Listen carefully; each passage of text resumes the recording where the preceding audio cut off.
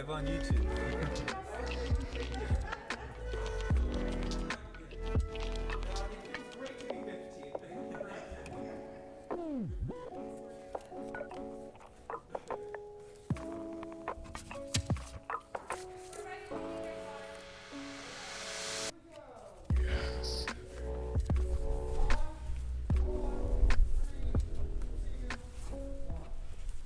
The Central Unified Board of Trustees meeting for September 28th is called to order at 6:01. Please let the record reflect that all board members are in attendance except for Trustee Paul. Our next order of business is adoption of the agenda. What are the wishes of the board on this item? I have a motion by Second. Trustee Cervantes. I have a second by Trustee Solis. All in favor, please say aye. Aye. Any opposed? Any abstentions? Motion carries. Thank you. Our next item is comments from the public on closed session items. We will allow 30 seconds to pass before we adjourn to closed session. If you wish to provide a public comment related to any of the closed session items, now is the time to call. You can dial 559-276-3150. If you wish to provide a comment related any item not currently on the agenda, please wait until comments from the public, item J on the agenda. Or if you wish to provide a comment related to any of the agendized items, please wait for the item to be called and call in to 559-276-3150 or submit a comment notice here in person. Once again, the number to dial is 559-276-3150.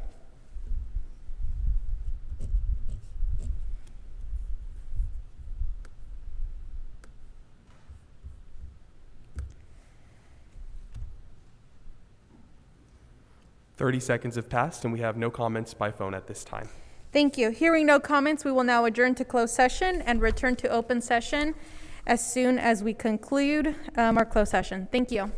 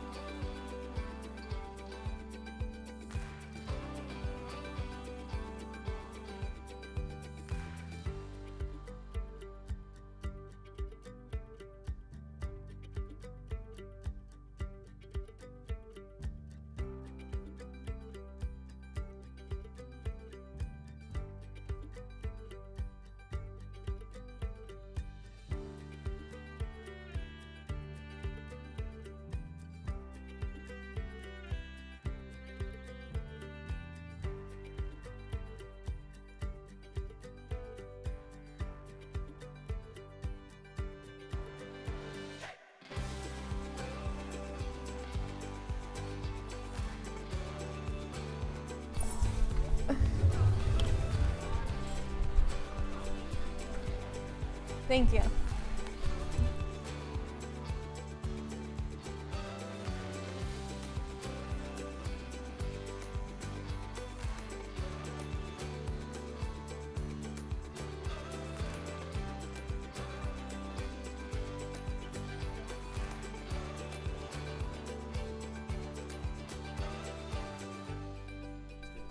The green light's on, you're on. These mics are better than the ones we had before, but yeah, just.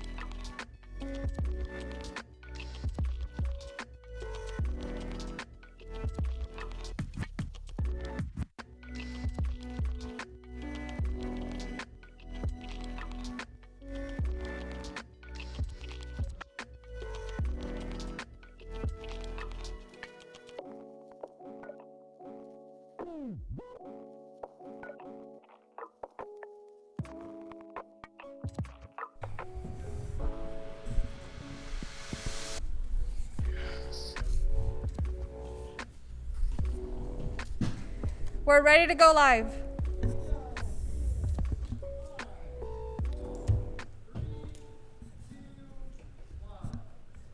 The board reconvenes to open session. Before I get started on the reports, I just want to remind all of the trustees and our administration using mics, please make sure that you are speaking loudly and clearly and bring the mic as close to you as possible so that we can all hear each other. If anyone is having any difficulty hearing, please let me know or make contact with an administrator so we can try and improve our audio. Friendly reminder, if any members of the public wish to provide a comment via telephone, please wait for the item to be called, and the number to dial is 559-276-3150. If you are in the audience, please make sure that you submit a comment and let us know which item you'd like to speak on, and we will call you during that item. With that said, items to report from closed session. The certificated personnel report was passed by a vote of 6-0. Motion by Trustee Cervantes, a second by Trustee Brooks. Classified personnel report also passed unanimously. Motion by Trustee Chan and a second by Trustee Mailing. And with that, we move on to our Pledge of Allegiance. If I can please have Vice President Solis lead us. Thank you. Please stand and face the flag. Ready, salute. I pledge allegiance to the flag of the United States of America and to the republic for which it stands, one nation, under God, indivisible, with liberty and justice for all. Thank you. We now move on to our presentations and reports. Our first item is Foundation for Central Schools. We have Executive Director Serena Dohe.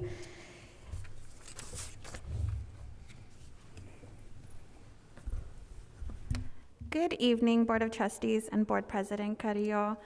I am happy to report for the fall. I can't believe it, but we are in that final push for the year. First, kicking it off, I want to say thank you to everyone for purchasing their Granville Home of Hope ticket. Our goal was 450, and we've actually hit 557 tickets. Yay! Tomorrow, you can catch our trustee president, Carrillo, along with acting superintendent, Ms. Ketty Davis, myself, and other directors on KC24's telethon tomorrow for Granville Home of Hope. This is for the last 1,300 single tickets that are available, so we encourage everyone to purchase their ticket through the telethon tomorrow or by calling our phone number, which is 559-825-5060 to purchase your single ticket. Many schools took advantage of our promotion of supporting their programs and their schools. So I just want to shout out a couple of schools that have done an amazing on getting their parents, and that would be our Central High School FFA, and then McKinley Elementary, Harvest Elementary, and then also Herndon Barstow. They had dozens of parents come and visit me for the last 2 weeks, so it's been an amazing experience to meet some of them. So congratulations. These schools will receive a donation from the foundation for all of their efforts, and we will be announcing that towards the end of the year. I just want to stretch and say thank you, just sincere gratitude from the foundation. And I want to say we had 100% support from our Board of Trustees as well. So again, just thank you guys so much. This was a long time, a big effort for us to be part of the Granville Home of Hope this year. I will be at the home this Sunday from 9:30 to 1:30, and our community is invited to come and walk the home and see it for themselves. It's beautiful, and it's over at Copper River Ranch. Our next item is the State of the District. I'm sure you've started to see information about our State of the District. We did decide to host this virtually, and that will take place on October 6th via Facebook and YouTube. Dinners are currently on sale, and that will be a drive-through dinner along with spirit boxes. Everything is available on our website. We recently revamped it, and that's centralfoundation.org, so you can make your purchase, just a one-time donation, anything, really, it's very, very simple. So please head over to the website to make those final purchases. We are doing donated dinners as well this year, and we've chose the Valley Children's COVID response team to donate dinners to. So if you don't want to pick up a dinner yourself, you can choose to purchase a donated dinner, and we will be serving our Valley Children's team over there. And again, our website is centralfoundation.org. Very easy to use, and if you have any questions, feel free to contact me. We have a new partnership. It's a longstanding partnership with the Assistance League of Fresno that Central Unified has had for the past couple of years. But the foundation has also partnered with them. And a couple weeks ago, we took part in Operation School Bell, and we helped identify 300 students in need, along with our community liaisons, who William Lazo is also here, along with Nora, Annette, Kawan, and a handful of other amazing people here at the district, including Maisie Young and her staff. So 300 students took part in a $100 school shopping spree at Burlington over on Herndon and 99. It was an amazing experience to help these children feel classroom ready and be prepared to learn in the classroom. So again, we wanted to say thank you to the Assistance League of Fresno for working with us and helping so many kids feel good in the classroom.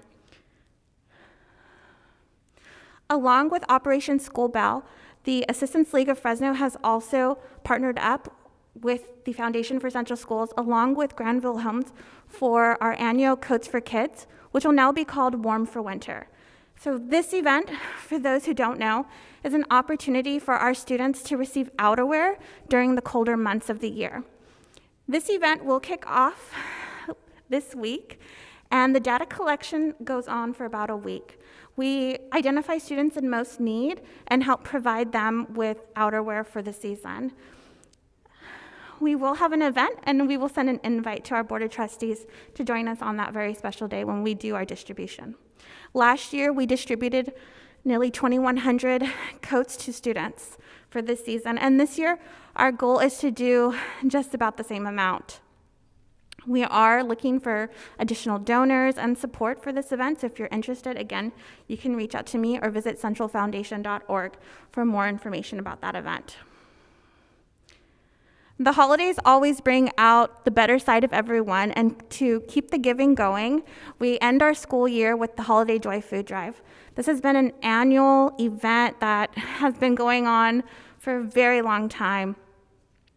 Last year, we fed roughly 2,400 families and students, breaking that up into about 600 boxes of food made for 4 people.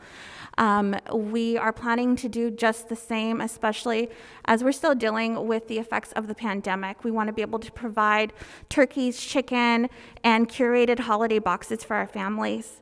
The event is set to take place on December 18th. That's just right after we leave for break. It's that first Saturday. And our food collection will start in early November. So we'll be looking for dry food and canned food, and just asking our families and community members to bring those donated items in. I will be releasing more information about the food collection via Parent Square and through our Facebook. You can also find a drop-down menu on our website under Community Events and more information about the Holiday Joy Food Drive. Our next foundation meeting is on October 27th. Right now, we are hosting them hybrid, so you have the opportunity to join us in person or via Zoom, and it's very convenient. We try to keep it under an hour. And I do encourage our public and our trustees to join us. And again, we are at the last few events of the school year, and there's lots of opportunities for our community to get involved. Thank you so much, and have a great night. Thank you, Serena, for that update. And I just want to share with the board and our community, for those of us that may be joining for the first time or hearing these updates, Serena has done an amazing job in really growing and developing our efforts. She mentioned that this past year we were able to feed 2,400 families. That's a significant increase, and I don't remember what it was before, but I want to say it almost doubled. It's doubled. The Coat for Kids, actually, it's now called the Warm for Winter, has also significantly increased. So I just want to highlight those things because this is a position that the board approved to fund, and it's been, in my experience, money very well spent. I mean, our district is doing great, and the foundation is providing a lot of support. So thank you to all of our donors for continuing to support us. But thank you, Serena, very much for your efforts. Does anyone have any questions for her? I know she provided her update, but any related to the foundation? Okay. Next, do we have a representative from our Central Unified Teachers Association who wishes to provide an update? Looks like we do.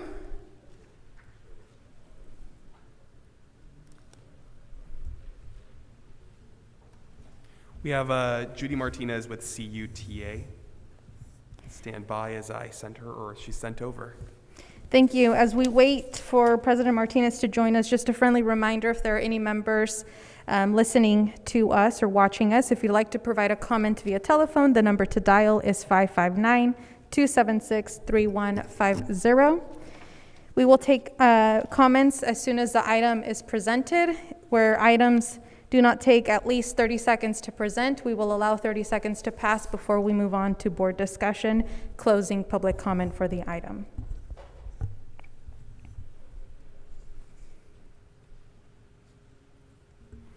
Hi, Judy, you're on with the board. Make sure that your listening device is turned down so we can hear you loud and clear, and go ahead whenever you're ready.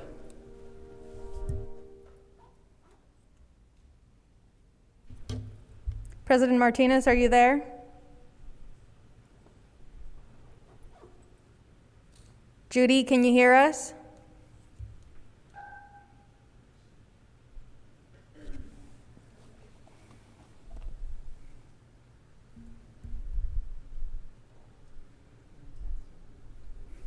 Please.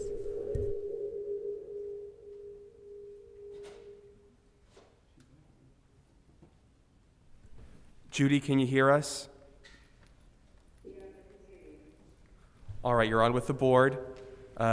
Make sure your listening device is turned down so we can hear you loud and clear, and start whenever you're ready. Thank you. And thank you, President Trio. Good evening, Board Trustees, Superintendent. Today is day 34 of the 2021-2022 school year. We are still in need of substitutes, teachers, administrators, bus drivers, and nurses. There are currently 10 credentialed jobs posted on their joint. 6 of those are for teachers and 1 is for a nurse. Classified has 36 job openings posted. To say that we are understaffed and overworked and exhausted is an understatement. And through it all, we all remain positive. Together, we are getting it done. Needless to say, I'm very happy to see that substitute teacher compensation is on tonight's agenda. Our counselors, psychologists, and leadership teams are doing a wonderful job creating a caring and supportive environment for all of our students. Suicide prevention activities have been and are being provided at various sites. At Rio Vista, they had daily activities for teachers to share during period 1, which consisted of videos and lessons. Then on Suicide Prevention Day, November 10th, they did an activity during lunch. I will be sharing pictures with you via email, board members. At East Campus, the NAMI Club and leadership created a pledge wall, posted positive quotes throughout the school, in addition to knowing signs, suicide prevention hotlines, and yellow ribbons. On Thursday, they will continue activities for staff and students during their lunchtime. I hope to see you out there, board members, this Thursday during lunch. That's all I have to report for tonight. We appreciate everything everyone is doing, as always. Board members, I can't even begin to tell you the amount of overtime that everyone is doing. Probably the best word to use is overtime. And it's getting done. So I just want you to know that. And again, through it all, we are all remaining positive. Thank you. Be safe, and good night. Thank you, President Martinez. We do not have a representative or any updates from the California School Employees Association. We move on to our next item, Superintendent and Board Communications. Acting Superintendent Davis. Thank you. We are pleased to announce that very soon Central Unified will launch its very own testing center for district students and staff. This will take place with a partnership with our Granville-Teague Community Center as the location for this testing center. We will be sending out more details by the end of this week on how appointments are set up and how you can get more information. We know our community's been very interested in having something within and to serve our families, and so we're excited to get that announced. So please watch Parent Square and our social media for upcoming announcements on that. This week, Central East, and Justin Garza High School are participating in See Something, Say Something Safety Week. I got a chance to pop in at the start of their rally on the first day on Monday. All week long, they have different safety topics that will be discussed at the campus. Some were just mentioned with NAMI at lunchtime. Suicide prevention, social media, safety, drug and alcohol awareness, all critical topics, reporting suspicious behaviors, things that students need to have access to know how they can get the resources and support, as well as report anything that they see as concerning. They'll participate by watching videos, listening to guest speakers, attending different informational booths at lunch. All parents and community members of high school are also invited to a webinar tomorrow evening on safety. We do encourage participation, and the details to log into that webinar are available at each of the school's websites and on their social media. And we just commend the team for all working together to make sure students have access to this early in the year. And each year it gets better with them adding more groups into the work.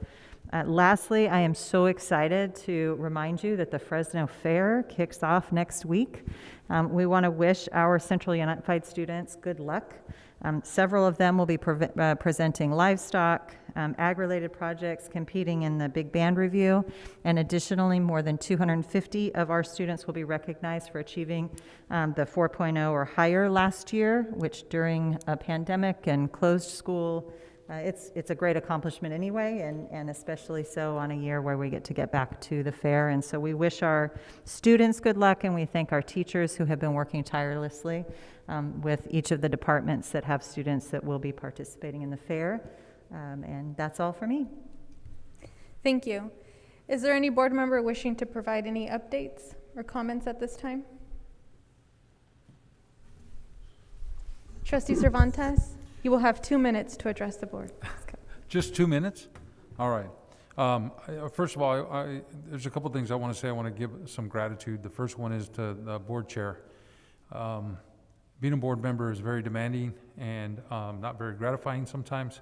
And being a board chair in her second year, we don't very often say thank you, but we really appreciate it. It's demanding for us. It's double or triple for you, and I don't think you ever get a thank you. So that I want to make a public announcement. Thank you very much. It's a lot. We appreciate it. And two, I want to thank staff. I want to thank everybody in our faculty.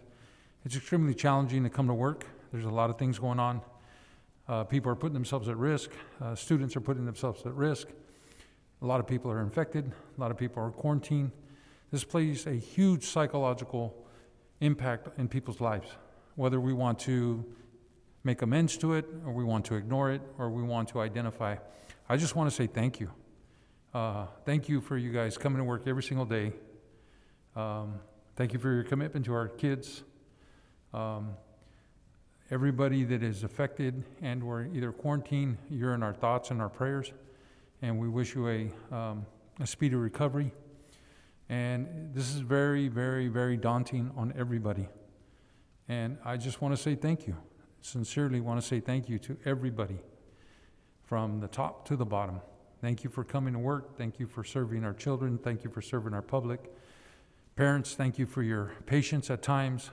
Everybody's driven all kinds of different directions. Everybody's got very thin skin, and we're all trying to do the best we possibly can. And I just want to say thank you to everybody sincerely. Thank you.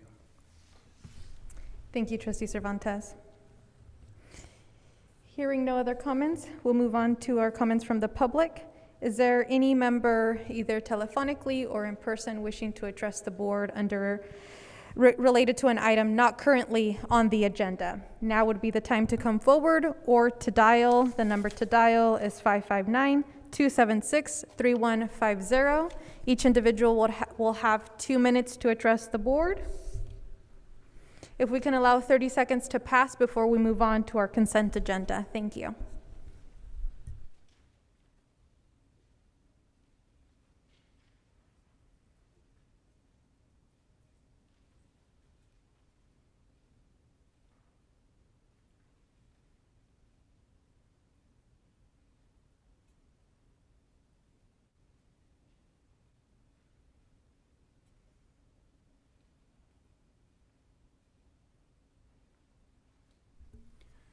Thirty seconds have passed, and we have no callers by phone at this time. Thank you. And with that, we move on to our consent agenda. Before I ask for a motion to approve the items, I just want to highlight a couple of items. Gifts to the district. Their Central High School received cases of baked goods for their staff from Central California Baking Company. Thank you for your gift. El Capitan Middle School received a donation for student activity supplies from Kona Ice of Fresno. Thank you to our community donors. A couple of other items to highlight from our consent agenda. We have a resolution proclaiming October as Character Education Month. Another resolution proclaiming October 2021 as Teentober Month. And another resolution proclaiming October 18th through the 22nd as National School Bus Safety Week. And that'll conclude our resolutions. Is there any board member wishing to pull any item from the consent agenda? If not, what are the wishes of the board on the consent agenda? Motion to approve. Thank you. I have a motion by Trustee Solis. Is there a second? I have a second by Trustee Brooks. All in favor, please say aye. Aye. Any opposed? Any abstentions? Motion carries 6-0.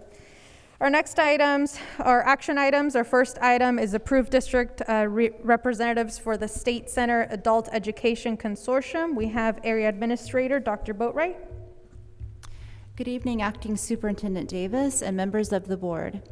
It is recommended that the board approve Principal Edward Robinson to serve as the official representative and GIA Melissa Fairchild to serve as alternate on the State Center Adult Education Consortium Executive Board. Administration recommends that the representative for the State Center Adult Education Consortium Board be approved. And I'm here to answer any questions. Thank you. Are there any questions from the board? Trustee Cervantes? Thank you, Madam Chair. Dr. Boatwright, I'm just kind of curious, how are they selected? I'm sorry? The two representatives, how are they selected? So they are at the school site. Principal Edward Robinson, he is the leader at the site. Melissa Fairchild is the GIA. That's the process that we've always followed, that it's been the site leaders that have participated on this board. And I'm just curious, are they compensated in any other way? They are not. Thank you. Any other questions? Hearing no further questions or comments, what are the wishes of the board on this item? Motion to approve. Second. Thank you. I have a motion by Trustee Cervantes, a second by Trustee Solis. All in favor, please say aye. Aye. Any opposed? Any abstentions? Motion carries 6-0. Thank you.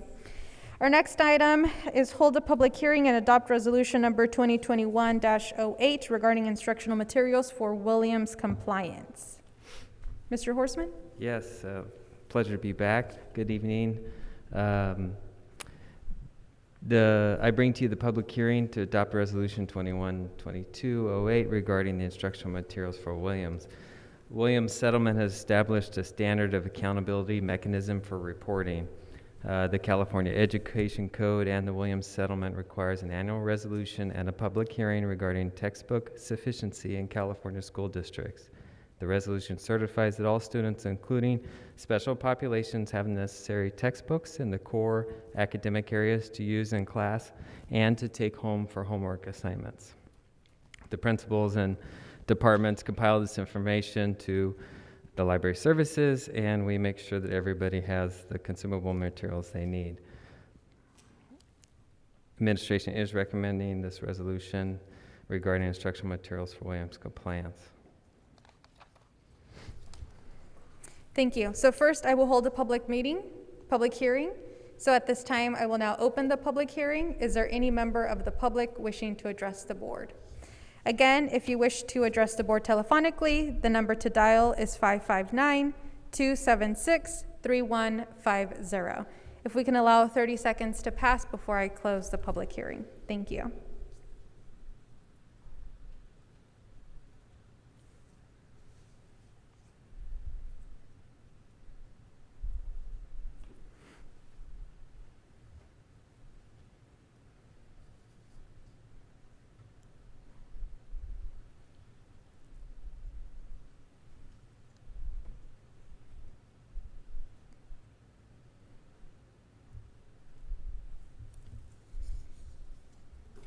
We have no comments by phone at this time. Thank you. I will now close the public hearing. Our next item is approval of the report. Are there any questions from the board? Is there a motion to approve? Motion to approve. Thank you. I'll second that. All in favor, please say aye. Aye. Any opposed? Any abstentions? Motion carries 6-0. Thank you. Thank you. Our next item is approved Central Unified School District compensation modification for certificated substitute teachers. We have Assistant Superintendent Collegian. Thank you, President Carrillo. Compensation modifications are brought to the school board for review. Attached for your consideration are proposed modification to rates for pay for certificated substitute teachers here in Central Unified School District. These modifications are based on an assessment of district needs and a county-wide compensation comparison of certificated substitute teachers.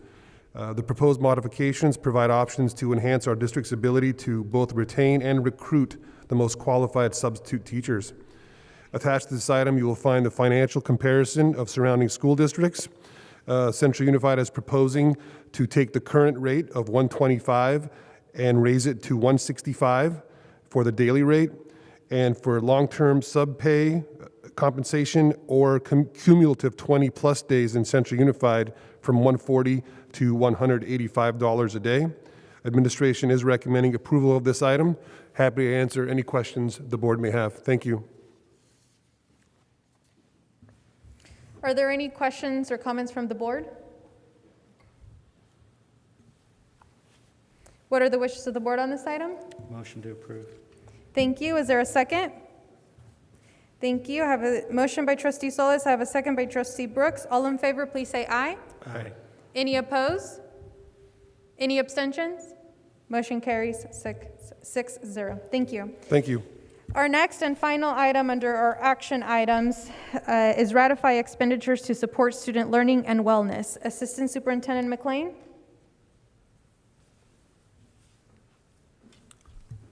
Thank you, President Carrillo.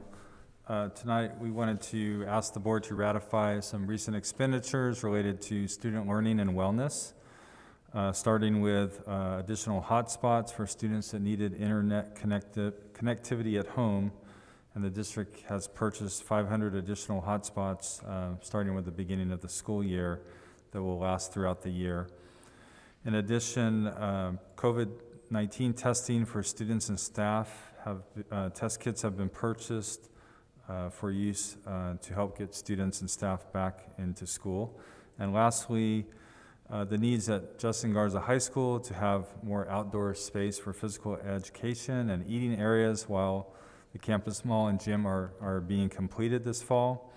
resulted in the district renting large tent canopy structures for the outdoor areas for student use. And so administration is recommending at this time that the board ratify these purchases to support student learning. I'd be happy to answer any questions. Are there any questions? Trustee Mailing? Thank you. I've got a question on the tent canopies.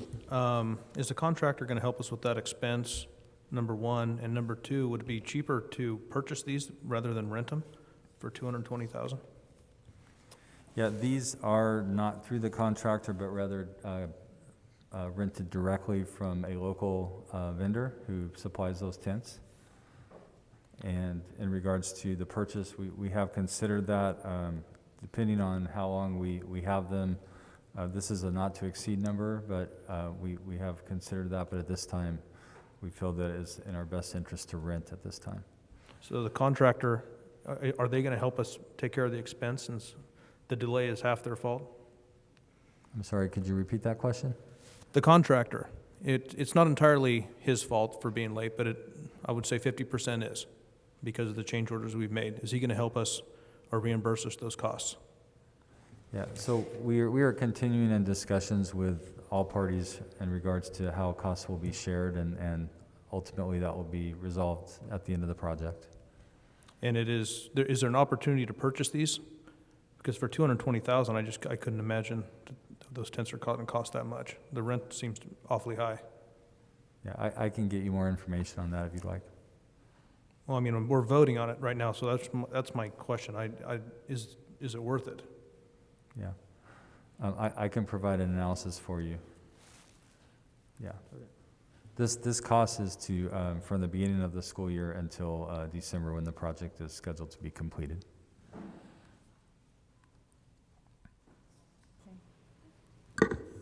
Steve, we're ratifying the total cost to be spent on tent canopies. If the tent canopies can be purchased for that same cost, I believe that's what you're asking. If you're allocating the amount of funds to be spent, can we look at evaluating either? And if purchase is more economical, the funds would still go for that expense of tent canopies. But I believe that's the question. We could look at it that way. If we make a determination that it would be more cost effective to do that, we could stay within this dollar amount or less, then we could do that, yes. What does it cost to rent each canopy? Daily cost is approximately $1,300 per day.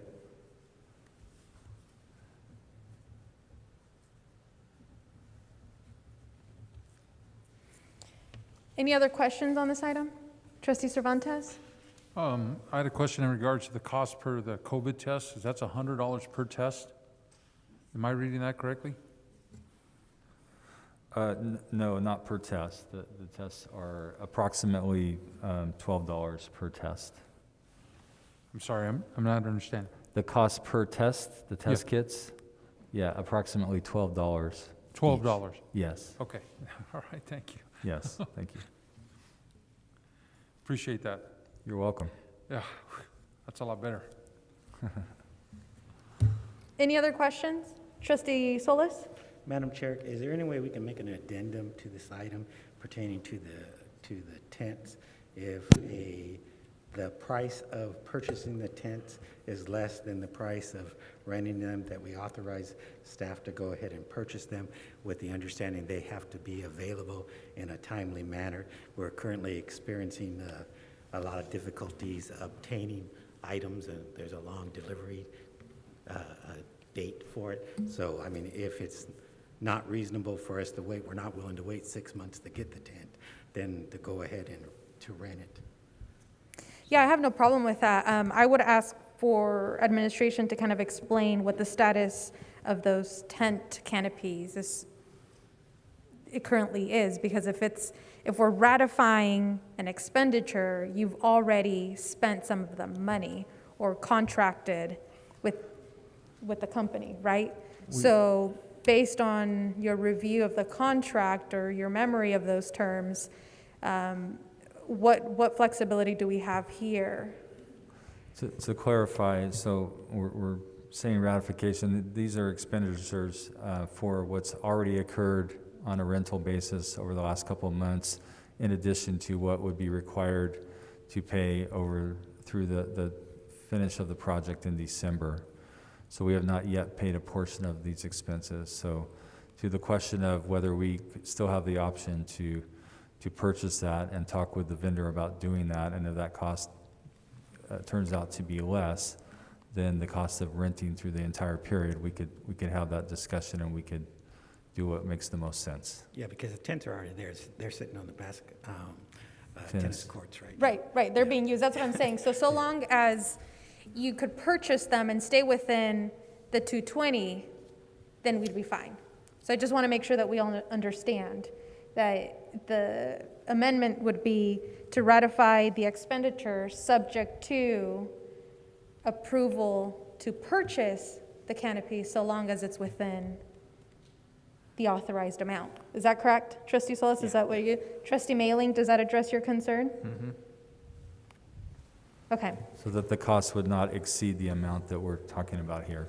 correct. Yes, And if it would, then bring the item back so we can have that discussion correct. sooner rather than later, so the board can make a determination of whether we want to allocate additional funds and purchase them instead. Yes, we could do that. Okay. You have a motion, or you want me to make the motion? I'll Thank make you. a motion to approve with the additions. Thank you. So motion to approve subject to the addendum. I'll second that. All in favor, please say aye. Aye. Any opposed? Any abstentions? Motion carries 6-0. Thank you, everyone. We now move on to our information items. Our first item is M1, discuss district superintendent position. I've placed this item on the agenda for the board to have a discussion, of course, subject to any community input. Attached to this item, you will find the superintendent job description. What I'd like us to do, if you had the opportunity to review it, if not, we'll bring this item back to our next board meeting, but I'd like for us to engage in a discussion whether there are any revisions that we'd want to make to the job description. The second item to discuss related to the specific item is where do we go from here? We need to hire a permanent superintendent. Our acting superintendent has done a fantastic job. She is currently has 2 jobs for our district, and we need to ensure that we're providing a reasonable work schedule. And so with that, we have a couple of options as to where we go from here. The board has the discretion to provide, based on our consensus, to direct administration to conduct the hiring internally. So it's a process that either our HR assistant superintendent would be overseeing, or we can go with a third party. We would solicit bids. We'd have this item returned, solicit bids. Hopefully, we could get them within the next 2 weeks, or at least within the month, so that this item comes before the board, and then decide whether we want to accept any of the bids to move forward, and the process would be conducted by a third company. Again, they would review our job description if we have any changes, review the job posting, subject to our feedback. They would provide us a description of the services that they would be providing, what I would envision, and administration can correct me if I'm wrong, but solicit input from our community as well, provide us a timeline of what the process would look like. It would be an additional cost to our district. I don't know what that additional cost would be until we solicit bids from potential third parties. Now let's see if there's anything else. So we would solicit discussions with our stakeholders, which would include our community as well as our district community. And following that, we would conduct the interviews and decide if there is a candidate that we want to move forward with appointing. The board would be making that appointment. The superintendent does serve at the pleasure of the board, subject to a contract. But that would be the process. I recommend that we solicit a request for proposals. So we go out and solicit bids to review and consider whether that's the process that we want to move forward. But I would like to welcome any discussion by our community and by our board. So are there any comments, any discussion from the community? Any public comments? We have one caller by phone, Kensel Jurgen, grandfather and community member. Okay, you Stand will by. have 2 minutes to address the board.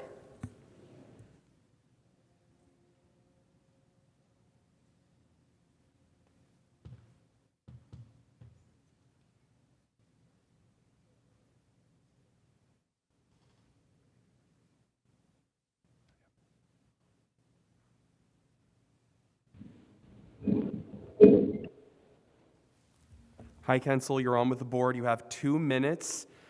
Make sure to turn your listening device down so we can hear you loud and clear, and your 2 minutes start now.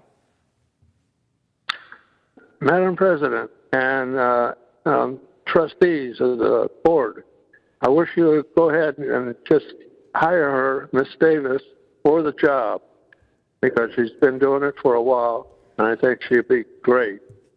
Because if you don't, sorry, it's going to take you another year. We're having a hard time understanding you. Oh, okay. I'm sorry. I want to have Mrs. Davis as the superintendent of the schools. I want her to be voted in tonight. If it's not, you guys are going to be pilling around with it for another year. That's what I want to say, Mrs. President. Thank you. Thank you for your comment. Is it our audio or is it on the caller's end? Okay, thank you. I received confirmation that it's on their end and not our audio. Do we have any other callers? No other callers at this time. Okay. Hearing no other callers, discussion by the board. Is there any board member wishing to provide feedback, questions? Trustee Solis? I would speak in favor of structuring a process where we can get more community input on what they would want in a superintendent, whether that's town hall meetings or whatever. Also, I would not be speaking in favor of hiring a headhunter to go find us a superintendent. It's been my experience. After paying the money, the product that we get is about the same as if we don't use one. There's only so many qualified people out there in the community. They all check the same resources that we use without having a headhunter. So I would not be in favor of that. That's it. Thank you. Any other comments? Trustee Cervantes? Thank you, Madam Chair. I'm having a real difficult time of hearing everybody, and I don't know if it's because people move their face as they speak and the sound gets quieter as you pivot your voice projection. But with that being said, I'm not sure if this is the time to bring it up because I'm not fully understanding what everybody's saying. But my question to this particular subject is, will we have the opportunity to compose questions during the interview process as a board, as opposed to the traditional questions that are provided to us? Yes, we would have the authority to do that When? when we set the time to do it. So if we decide to go in-house, I presume we'd have to have our Assistant Superintendent for Human Resources assist us with developing a timeline and allocating the time to do that, either during a public meeting or a separate workshop to be able to discuss those questions.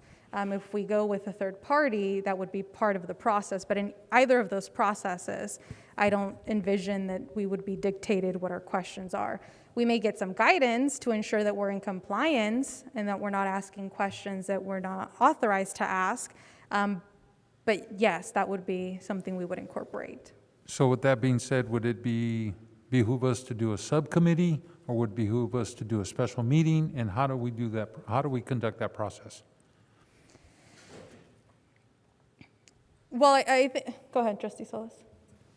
In the past, we did a workshop, and we met as a board, and HR did their administrative paper cut first of any applicants. It was put on the regular, what is it, what's the site? Join. Right, Joint? the In the last search, the Human Resources Office did conduct the superintendent search, and Mr. Solis is correct. We did advertise the job on several platforms. The common one typical firms use is either their own portal, which is linked to EdJoin, the main state clearinghouse for to accept applications. During that process as well, soliciting input from the school board on types of questions were submitted during that process, specific to the needs of the current position.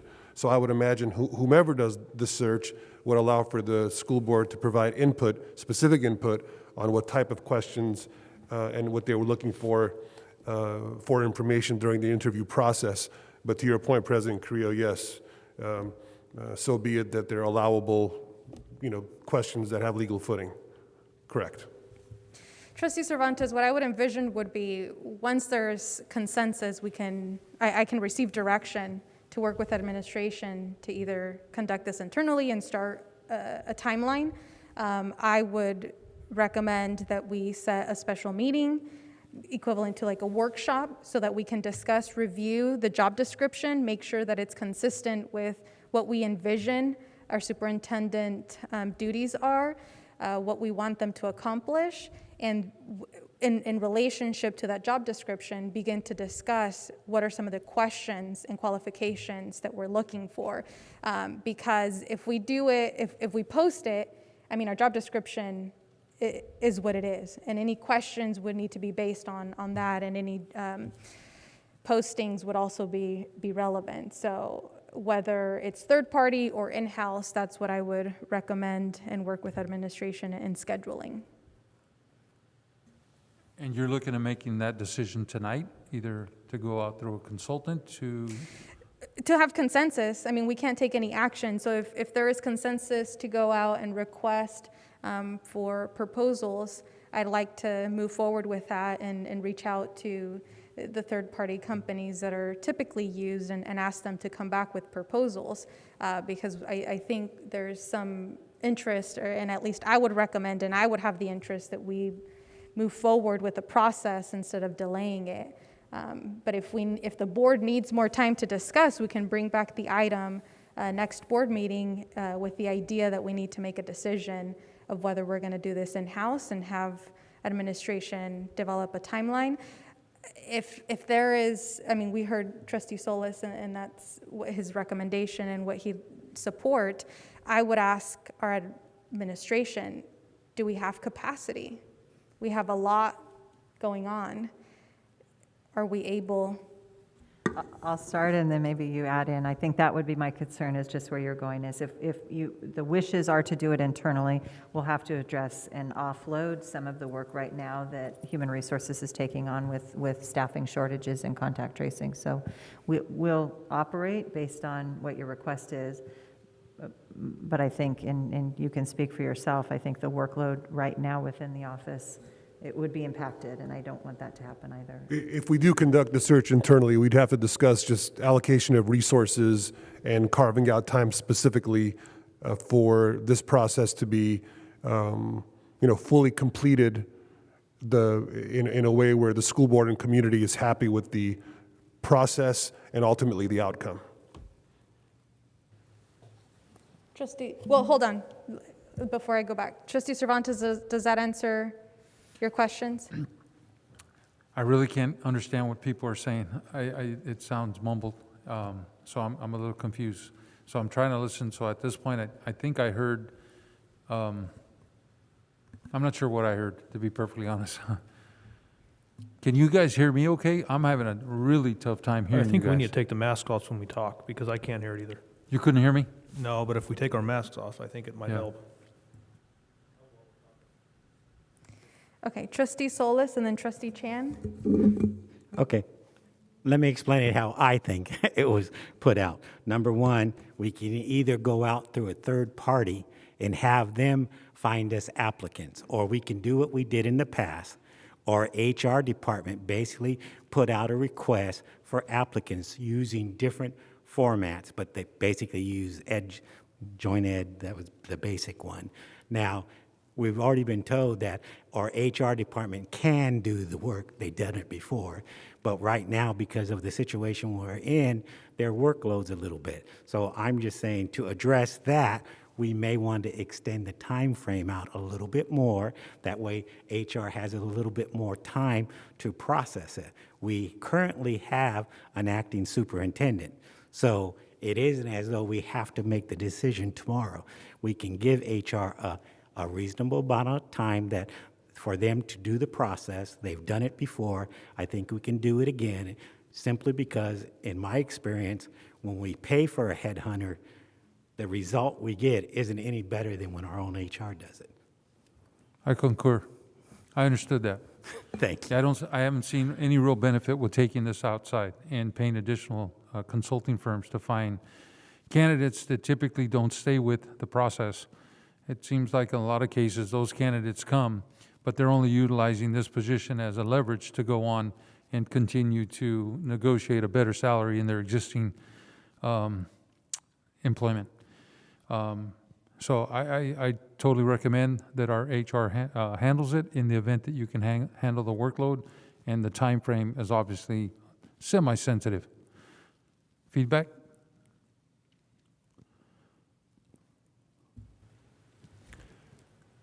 If Central Unified HR is to conduct the firm, I would just ask the school board to allow me some allocations to address the full process with some assistance. I think there's a few administrative subs who are former either HR or have administrative positions that may be interested in assisting during this process, and then also discussing the needs with my staff to carve out pockets for this work to be done with fidelity and still balance the needs of COVID and staffing and running a school district at the same time. Trustee Chan? So I think I'll try to talk a little bit slow and make sure directly in. I think one is I would like an opportunity to submit in writing some recommendations in terms of language changes to the job description and addendums. And number two, while I totally appreciate that some of our school board members, our trustees have gone through this process before, I have not. So I would actually like to take an opportunity to understand also the average number of applicants that one does it internally versus one does go through an outside process, like to, because I mean, two trustees have definitely shared that they have not seen any significant difference in terms of the applicant pool. This is my first time going through the process, so I would like to actually do a little bit of my own research on that before I can, before I'd even like to vote on that. Thank you, Trustee Chan. Trustee Solis? I think actually by using HR, you get that it gives the board members time to make recommendations to the job title, the duties of a superintendent. Also, I am not familiar with when you hire a headhunter, they guarantee you a number of applicants. I haven't ever seen a contract where it says we will deliver a minimum of 15 candidates. They just say they will go out and look and beat the bushes, and then you end up what you end up with. Yeah, I'm not familiar, and I haven't gone through a process either. And whether this is done in-house or externally, I mean, we get to dictate that. We review the contract, we get to decide those terms. I'm just more concerned with the workload and the time that this is going to take, both because we need to be, and we will be involved in the process, and we want our community to provide the input. I'm hearing that we need more time to review and consider, and so we can bring this back for further discussion next board meeting, and then move from there. But I wanted for us to begin this discussion. So I appreciate everyone's comments and feedback, and at least now we can start to review the job description and thinking about that and the time frame and a timeline for us to come together and have a more in-depth discussion of what that job description should look like, and then begin to discuss questions, and we can work with administration to develop a timeline and decide, do we want to do this in-house or do we want to solicit bids for the work? Trustee Solis? And with your comments, let me add that I would recommend that Ms. Davis, of course, meets with our HR head to discuss what resources he feels he would need, whether she feels those resources are available, and also get together and work together on a timeline, and you could bring that proposal back to us. That way we would have more of an idea of the timeline it would take to do it in-house. Also, it would give board members that want to make recommendations on the job description to do so. Any other comments? So I will work with administration to have this item returned at a future board meeting. Thank you. Our next item is M2, receive information regarding overnight field trips and day trips over 150 miles. We have Area Administrator Dr. Boatwright. Good evening once again. Requests for overnight field trips and day trips more than 150 miles must obtain prior approval from our board. 2 requests for trips are attached tonight for your approval. We know there's been concern about travel during COVID. One solution is that we request approval on the condition that a trip may be changed, canceled, or postponed based on health and safety conditions at home or the destination. Administration is recommending these items be placed on the October 12th board agenda for action. I'm here to answer any questions you may have. Thank you. Before I solicit any questions or comments from the board, we do have public comment. So for those members listening and watching us, if you wish to provide a comment, the number to dial is 559-276-3150. But if I can have our board clerk, Trustee Brooks, please call our public comment that is here in person. Carrie Virgil.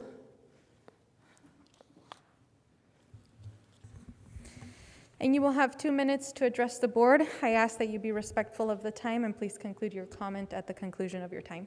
Thank you. Hi, my name is Carrie Vigil. I am a parent of one of the children that is on the Pep and Cheer competition team.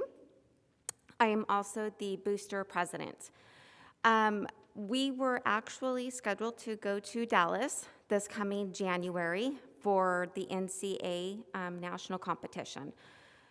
The team has been practicing for the last 3 to 4 years. My daughter is a senior. The plan from freshman year when she was on comp was their goal to get to Dallas to the NCA. They do USA, which is in Anaheim, every single year. They've taken title there. Now we wanted to go into the NCA. They were denied a couple weeks back. We were told no, and they were heartbroken because they have been struggling and striving to get there. I pay a lot of money for my child to go through the tumbling and get the additional tumbling skills that she needed to get them to the level for NCA. For them to be told no, that they couldn't go out of state due to COVID was heartbreaking. Considering other people have actually just gone to Dallas, I believe a wrestler just went there, and that one was approved. So in all fairness, if one team gets to go, I think all teams need to go. Not to mention, several of us parents that are going work in healthcare. I'm an administrator at a healthcare facility. I've been dealing with COVID ever since it came out. I have 300 residents that I have to keep safe. So I know all of the protocols when it comes to COVID. I know infection control inside and out. We have 2 registered nurses that are also going with us. For the majority of the athletes, they're all also vaccinated. I know my daughter is also going to be getting the booster here soon because she has an autoimmune. If I thought that she was at risk, being that she has an autoimmune, I would be the first person to pull her. but I'm not, because I know that she knows infection control, and I am going to be there with her as well, and everybody else knows it. So I think that with everything that they have been doing and fighting for, and with COVID, they should be given the opportunity and let them go. Thank you for your comment. Next, we have Gail Derman.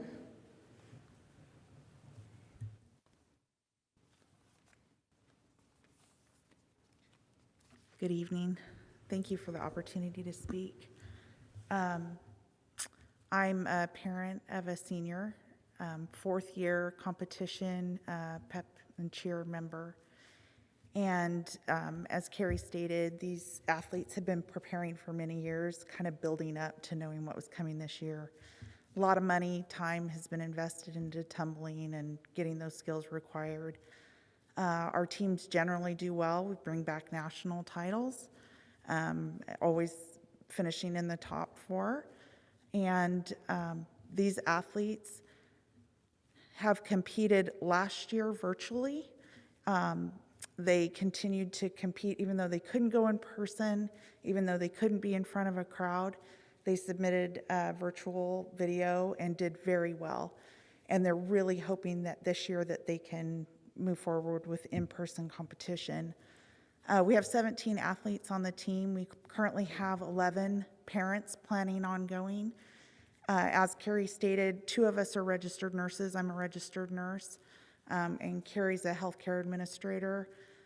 I would like the opportunity, if you were going to deny, to let us know what your concerns were first to see if we can address any of those.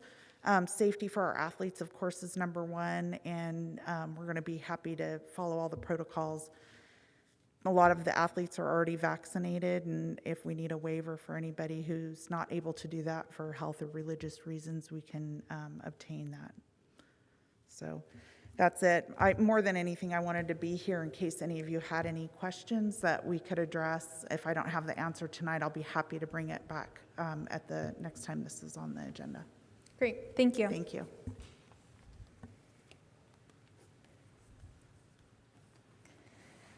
Do we have any other comments? Trustee Brooks, for this item? No? Telephonically? No comments by phone. Okay, thank you. Questions, discussion by the board? Trustee Cervantes? Well, I just want to make a comment. At least I'm not aware of the team being denied travel. All that's come to the board to us tonight is for approval for this particular. So I don't know of any of the other comments that were made. But if Dr. Boatwright, pardon me, would like to comment on that, and I have other questions in regards to the travel. Yes, the trip did not come to the board. Mr. Edmonds, principal of the high school, did have some travel concerns with students due to COVID, and then asked if there was a local competition that the students could participate in instead, and that went back as a no to the team as far as traveling. Once we looked at all of the different considerations, listened to students, listened to parents, and staff, then we decided that we needed to go ahead and bring this forward to the board and actually go through the process. Okay, thank you. And then congratulations to the organization for raising $16,000 to move 20 students to Dallas. But with that being said, I don't see, one of my concerns was when I read this, I didn't see a single parent, at least not to my knowledge, on the list for chaperones. I see 4 chaperones. Tina Tompkins, Stephen, can I say that? Can I, yeah, it's public. And, yeah, they're public documents. St. Nicholas, Conway, and another Tompkins, Todd Tompkins. I don't see, and Mr. Ray Hightower.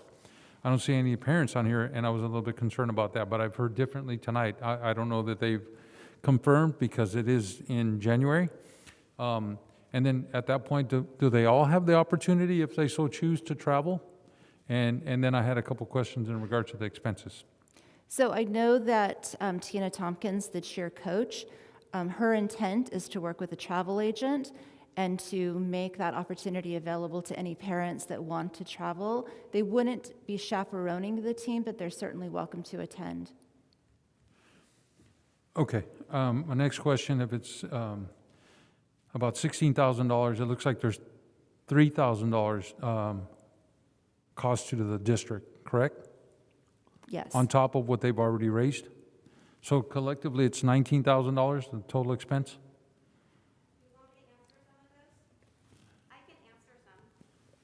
Would that be okay, Mr. Yeah, Cervantes? that's fine. Okay. Yeah, yeah.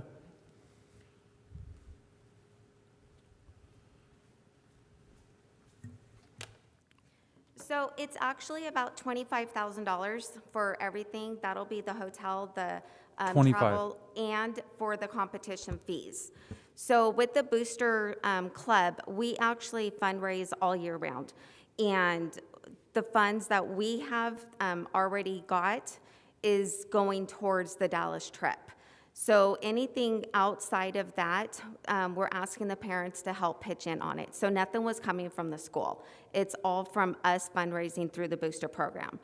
And like I said, the $25,000 is what it's looking at to cover everything. That's the fees for the flights, that's the fees for the hotel, the fees that they have to pay for the competition itself.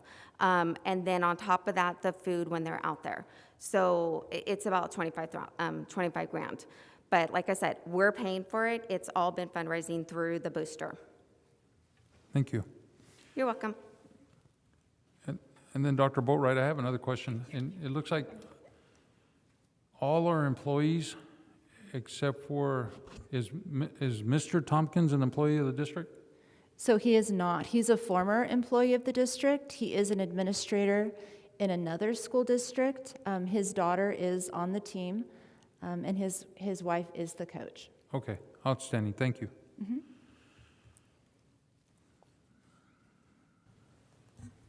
Any other questions, Trustee Cervantes? Any other questions from anyone else? Trustee Solis? Not a question, more of a statement. I want to thank the staff. I think you've heard the concerns of the parents as well as fulfilling your duties to the district. I don't think anybody up here wants to deny the children the opportunity, but we also have a responsibility to take care of their safety, and part of that is their health. I think the compromise that you just put out, your proposal, is a good compromise, and I'll be supporting it. Thank you to the staff for their work. Thank you. And just as a reminder, this item is before the board as information. This would return to our next board meeting for approval. If there's no objection, this item will return under consent. And I just, what was that? Consent? Thank you. And I just want to echo what Trustee Solis's comment, and it's not just related to this item, but any of the travel, whether it's been for our students or for our staff, every discussion we've had has always been, let's be mindful of the pandemic situation that we're in, and if there is cancellations or if things are not looking very good for us locally or where the travel is happening, then we need to be prepared to make those decisions. We want to make sure that we're making the right decisions for our staff and for our students while we still support them. So this item is scheduled to return to our next board meeting under consent. And again, we just want to make sure that administration is in contact with our students and their parents, and if things change as it gets closer, that we have those conversations and evaluate the conditions before travel. So thank you to both of our parents for joining us today. We move on to our next item, M3, receive information regarding employee out-of-state travel.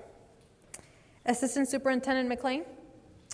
Thank you. So this item is for out-of-state travel for two of our employees to attend a conference in November for facilities cleaning. The cost is approximately $2,653, and this would, like the previous item, would be evaluated for conditions at the time of travel. We would ask to have this placed on the October 12th board agenda for approval, and I'd be happy to answer any questions. Thank you. Do we have any comments? No comments by phone. Thank you. Any discussion by the board? And I know Assistant Superintendent McLean pointed it out, but the same rules would apply. Make sure that we're looking at our local conditions and the traveling conditions. And we just want to make sure that our students and our staff are clear that even though it may receive approval by the board, we are giving discretion to our administration to reevaluate and consider prior to the date of travel. So if there's no objection, this item will return under consent to our next board meeting. Our next item is M4, receive information regarding trustee area redistricting study. Assistant Superintendent McLean. Thank you, President Carrillo. So tonight I have a brief presentation on the redistricting process that is about to be undertaken by lots of districts, including ours. And we also have tonight with us two in person and one on audio call, representatives from 3 firms that have provided us with proposals regarding this study and the undertaking of the work that needs to be done over the next couple of months. So I will show the presentation, and then we have the representatives available who can be here to answer any questions that the board may have about the process or about their proposals. Thank you. And as the projector turns on, I just want to share with the board, I did ask administration to bring this item before our board for discussion. This would be an item based on the contract value that the administration would have discretion to proceed without board authority. However, I do think that this is a very important item. This deals with redistricting, and it impacts our community and our representative area significantly.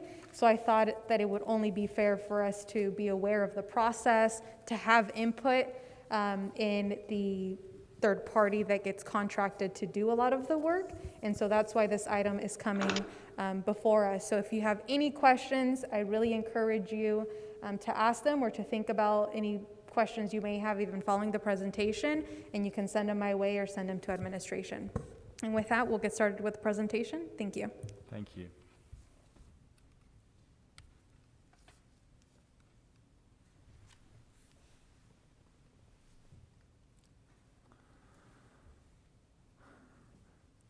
So the redistricting process is governed by Board Bylaw 9220, which the district has. It says that prior to March 1st, following the year in which the results of each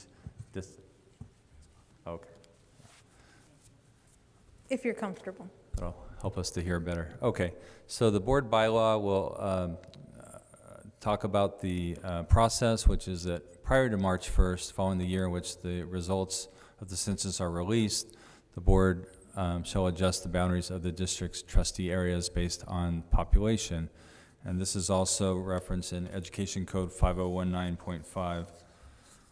I did want to point out in regards to the Ed Code, it's fairly straightforward and brief in comment, but following the March 1st date, if the governing board, according to the Ed Code, if the governing board does not adjust the boundaries before the first day of March, the County Committee on School District Organization shall do so prior to April 30th of the year. So there is a process for which if the board does not come to a conclusion on that, it will be done by the County Committee. So I just wanted to make that point.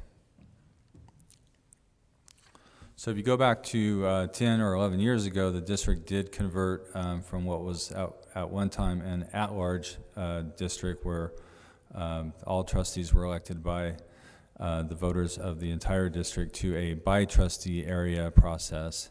And going back to July of 2011, a new trustee area map was adopted at that time by the board after receiving the 2010 census data, and that was received in the spring of 2011 and was completed in July of 2011, and that is the trustee map that we are currently operating under as of this time.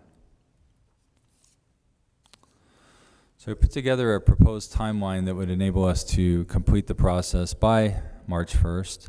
Again, this is proposed, it can be adjusted, and we'll hear from our vendors tonight as to how they might take on the work here.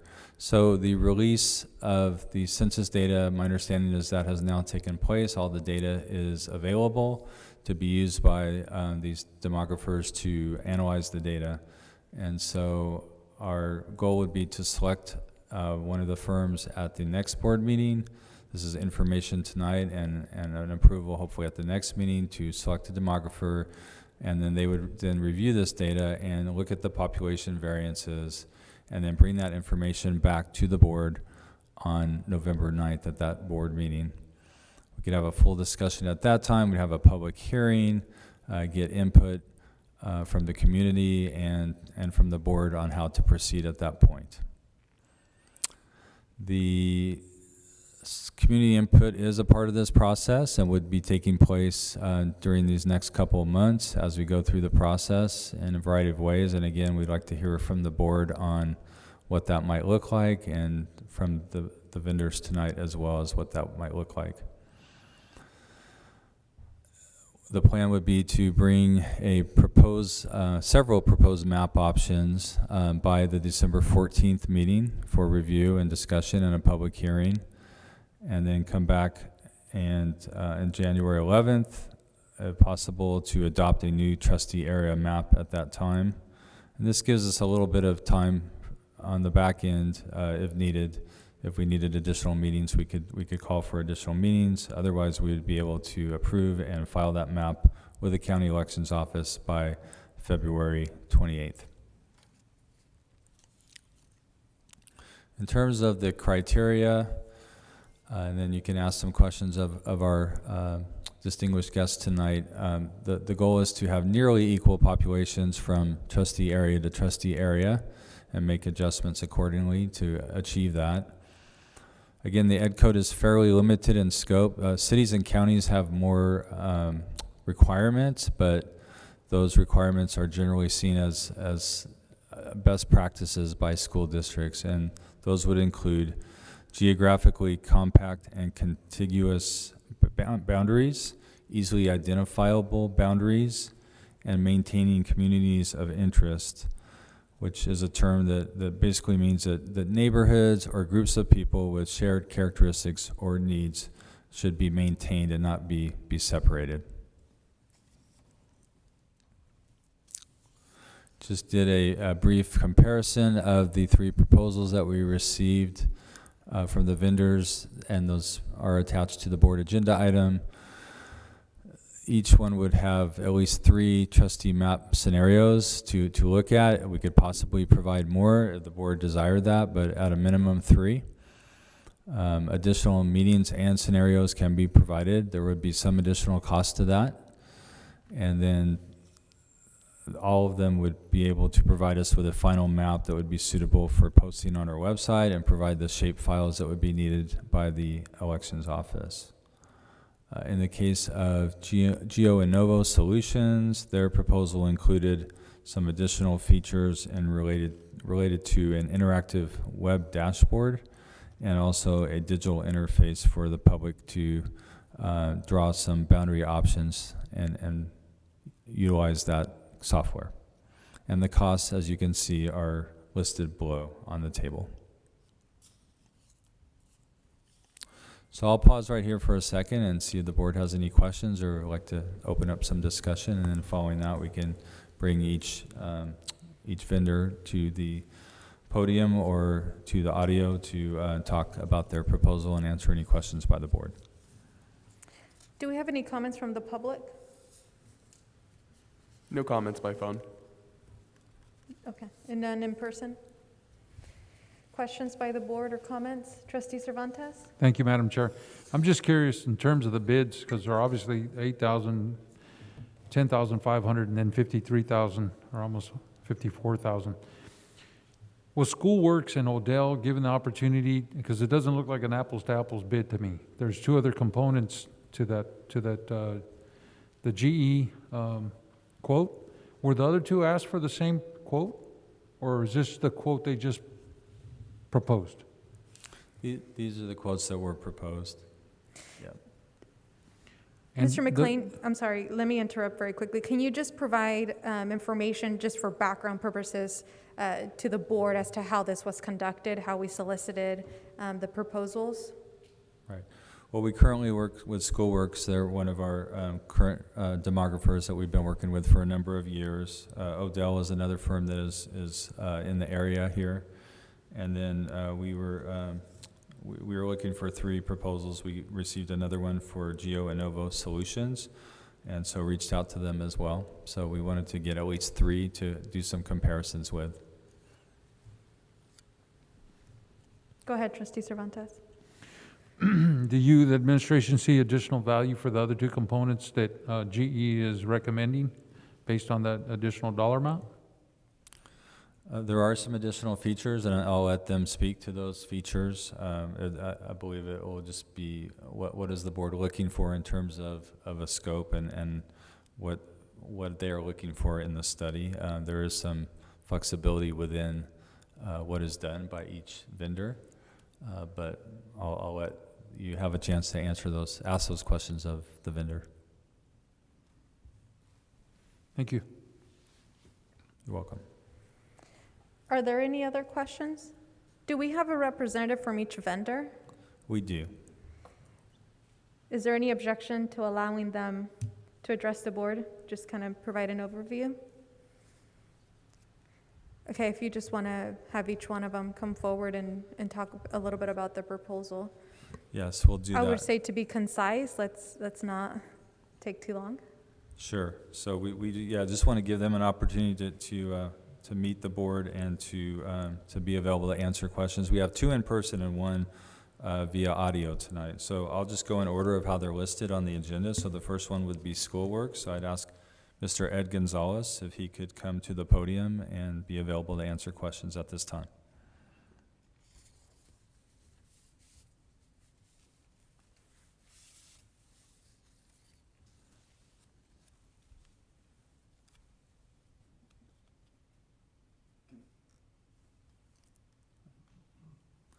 Thank you.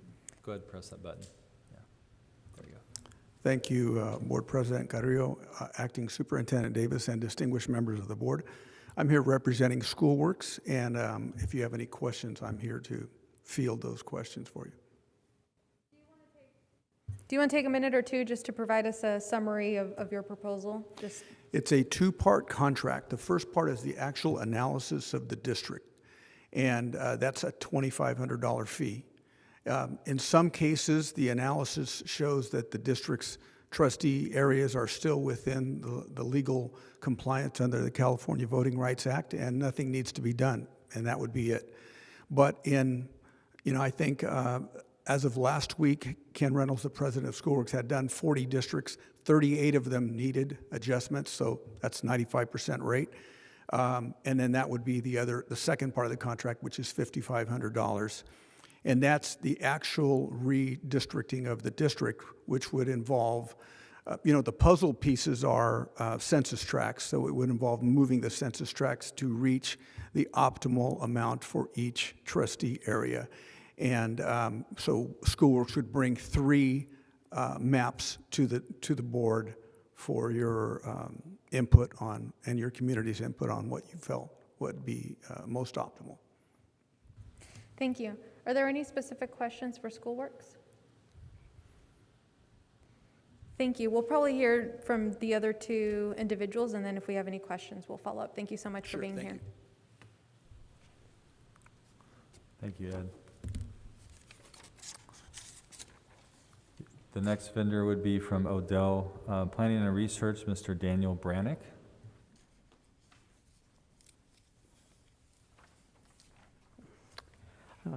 Hi there. Good evening, members of the board. My name is Daniel Brannick. I'm also a Central High School class of 2005 alumni. I feel like I need to disclose that. Thank you for your time this evening. I'll try to keep this fairly short. I thought Mr. McLean's presentation about just the general redistricting process was pretty informative and follows along with our anticipated schedule for redistricting. Just some brief background in case you might not be aware of who Adult Planning and Research is. So we're a fairly small firm that does a lot of planning specifically related to school districts in the Central Valley and other parts of the state, but mainly the Central Valley. We've been performing demographic services for 33 years. Me personally, not during all of them, but that encompasses enrollment projections, facilities planning studies, CEQA work, site selection studies, developer fee studies, et cetera. Also, we've previously done redistricting work dating back to the 2010 census that included assisting a number of school districts who were dealing with having trustee areas for the first time versus transitioning from at-large areas and the considerations that goes into that. So, so it's work that we're familiar with. I'm more than happy to answer any further questions about it, but really I think I'm just mostly excited about the opportunity to do work on behalf of Central. Similar to the gentleman from Schoolworks, we kind of envision a two-part process, the initial analysis and recommendation stage, and then if it turns out that there's a need to address the trustees areas based on population changes, we'd go into preparing the 3 map scenarios and the process of garnering feedback from the community and then bringing that back to the board. So with that, I'm happy to answer any questions you may have later on. Thank you. Trustee Solis, it looks like we do have a question for you, maybe? What's your definition of community of interest? Oh, there we go.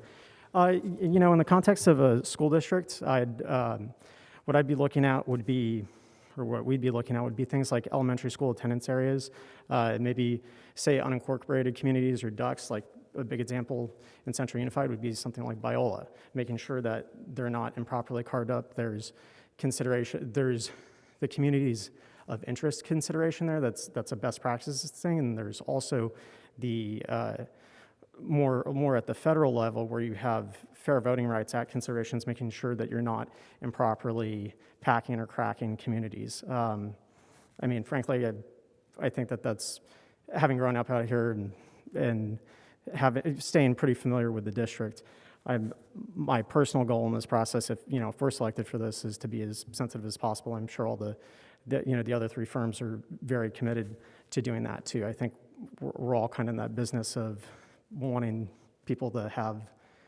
a really fair process by which they're represented, by you, the board, and redistricting is big in that. Yeah. Thank you. I hope that answers that question. Thank you. All the categories you brought up are in play in this district.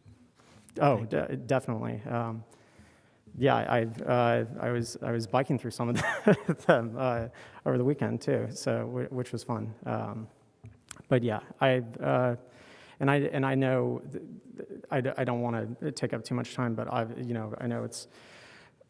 You all might know that going on with this, obviously the city and county are doing their redistricting. The district is also encompassed within the West area neighborhood specific plan area, which is a big process that's going on with the city. So all these things don't happen in a vacuum. I mean, we're going to, I think everybody's interested in trying to do the best job for the district, but I know one thing that we're looking to do is making sure that we're informed by the context of everything else that's going on to the best of our ability too. Thank you. Any other questions? Thank you very much. We'll hear now from the 3rd individual. Thank you. And our 3rd contractor is Geo Anova Solutions, and that is Mr. Jesus Garcia. And I believe he's going to be joining us by audio now. So I want to ask Kyle if we have him available now. I'm here. Can you hear me? Yes, we can hear you. Okay. Well, President Carrillo, members of the board, Assistant Superintendent McLean, thank you for this opportunity to present on behalf of Geo Anova Solutions. Just a real brief scenario. Geo Anova Inc. is a full-service GIS firm, and they're partnering with me on several redistricting process up and down the state of California. This is not your grandfather's redistricting. As Stephen mentioned, and as the other vendors have stated, there's a whole host of new laws, regulations, stipulations in play, and many of them are tied to communities of interest, how the communities engage, all of that. Geo Anova has a dashboard, a digital dashboard that allows you to compare and contrast changes. We also have an online digital tool called Districtor, that allows, again, communities to go in and say, hey, this is my community. We need to be together. So a little bit about myself. I have a 30-year experience in GIS and data analytics. I was a demographic statistician with the U.S. Census Bureau headquarters in Washington, D.C. I just recently retired from the Kern County Office of Education, where I was a research coordinator, and my job was redistricting data analytics and statistics. I've been involved in a number of school district redistrictings, mainly encouraging some districts to go from at-large to districts. But I've also worked on behalf of Porterville College, College of the Sequoia, and my pride and joy is I was the developer of the community college district lines up and down the state of California. Luciana and Alex are experienced professionals in the GIS arena. We're an Esri business partner, and so by working with Geo Anova Solutions, you will get the top tier GIS consulting and analytics firm. And we'd be very happy to showcase examples of our work. I've sent to Steve links to some of our products and be very happy for you guys to take a look at them. I'm also involved in a lot of activities up and down the valley. I'm familiar with Fresno, family in Biola, cousins went to Central High, and so you know, it's not Bakersfield because this is my home, but I'm up and down to Fresno all the time and very excited for this opportunity. And yes, there are many other jurisdictions doing redistricting, and they are all being scrutinized to the nth degree. And again, I don't want to take up too much time, but with us, you will get a full service GIS firm that has experience in actual redistricting contests. And I was also informed by Luciana that we could talk a little bit about some of the cost factors. I know we are a little high, but it's including, for example, my cost, it's up and down the valley, so we can actually adjust the cost, but you will still get the highest quality of technology. One of our clients is City of Menlo Park, which just happens to be the home of Facebook. So if we're good enough for the folks working at Facebook, I think we'd be very happy to bring the best of our technologies to Central. Thank you. Do we have any questions from the board to any of the companies here? Any questions by the board or further comments? Trustee Chan? So I think I have a preliminary question for Schoolworks and for Odell. One is, you know, being quite involved in the local redistricting process, whether it be at the assembly level or here locally in the county and the city. I can appreciate sort of some of the differences in the tools and additional options. So I do want to ask is, do they have the capabilities, for instance, to allow the additional tools, for instance, the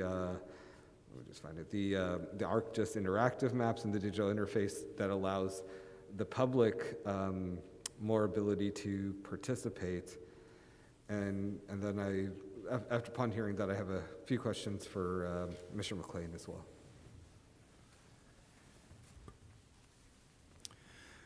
Trustee Singh Chen, thank you for that question. Let me just preface my remarks by saying I am looking at this from the side of a former superintendent as well, and you know, having gone through redistricting in the last census. Schoolworks is a full-service GIS provider as well. It does demographic information and geocoding for many school districts. Actually has worked with approximately a third of all the districts in California over the period of 20-some years that Schoolworks been in existence. That was not part of our proposal for really, I think, purposefully. It was really felt that what Central Unified would be looking for would be something that would be somewhat austere. This is being done at cost, but again, really kind of a smart decision because we work with Central for many things. We're doing the Central Unified Master Plan and have a long standing relationship with previous administration in Central Unified with Steve, Joseph Martinez, a couple of the superintendents past. So yes, we can provide more, but I think can purposely figured that this would be probably the best fit for Central Unified. Does that answer your question? Thank you.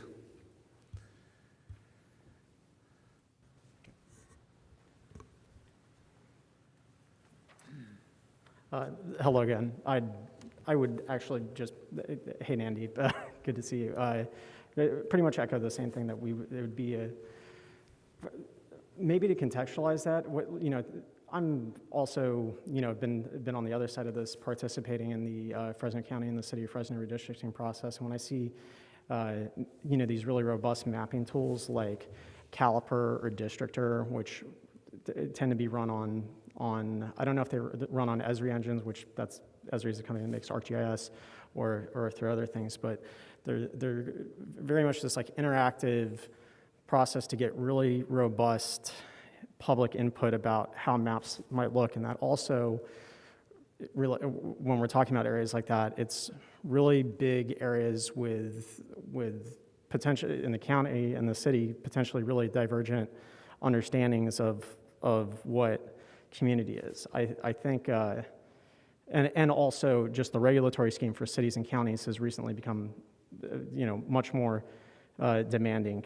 School districts, this might be highlighted in the presentations. There's a list of best practices that have come out of the Fair Maps Act, but cities and counties are mandated to do more meetings, to have more robust community involvement, and have some required guidelines at school districts. It's a best practice. It's not saying that, without saying you should or shouldn't do these things, there's a measure of, okay, what would you like to do, and what's reasonably tailored to the needs and the resources of the district. Again, I feel like I'm cheating and following up Schoolworks, but I would say something similar to where we could provide that, but the proposal as presented is focused on making sure that the district, first and foremost, complies with the law. Second of all, has just a process that can be open and transparent to everyone involved, that through the community feedback process we can, get meaningful feedback, and I think we can do that with our proposal. And lastly, just meet the needs and the resources of the district. The mapping tools are very cool. It would definitely be more involved to add something like that as part of the proposal, but then again, it's a question of would that be tailored enough to the process that the district's going to need to undertake for this. All right. Thank you. Trustee Chan? So, Mr. McLean, if I think I wanted, I guess, follow up of our RFP. I think one of my concerns is, at least what we have listed in some ways is such an apples and oranges comparison in terms of a number of the different proposals. I mean, I don't know if you have the number, if you know the number, but for instance, in the Geo Anova proposal, it says as per state on the last page of the proposal, it says on page 22, page 23 of the PDF, it says participate in up to 5 community meetings, hearings to meet California state regulations. Do we know, is California state regulations currently 5 meetings or 3 meetings? Can you state that question about the regulations, the meetings again?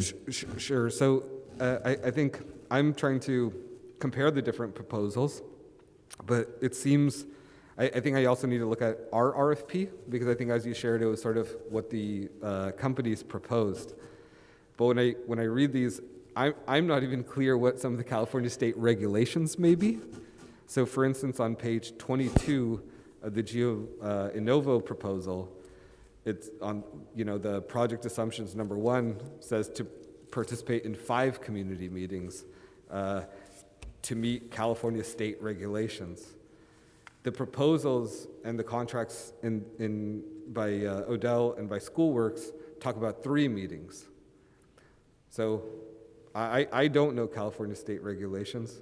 So do we know what is, if there's a standard number? And I think that's kind of one of my concerns too in terms of the proposals, because it just seems very much apples to oranges in terms of what we're looking at. So I don't know if that requires more clarity from our RFP in terms of what we may actually be requiring or looking at or needing to do.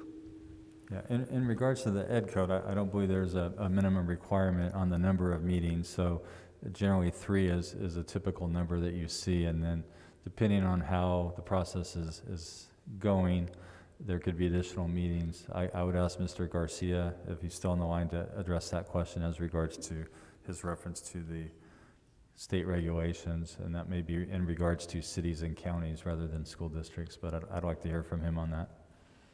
Yes, Steve, thank you very much. Our proposals are geared to a city of pretty much a similar size as what is Central Unified. And so many of the of what was stated is related again to the Fair Mats Act. And so I believe 5 is part of the requirement for Fair Mats Act. But again, as one of the other presenters noted, the Fair Mats Act is while its best practices and school districts are not required to adopt them, they are the best practices. And so 3 meetings, 5 meetings, the state requires 5 meetings for cities and counties. Obviously, we can reduce that amount, do a lot of information online.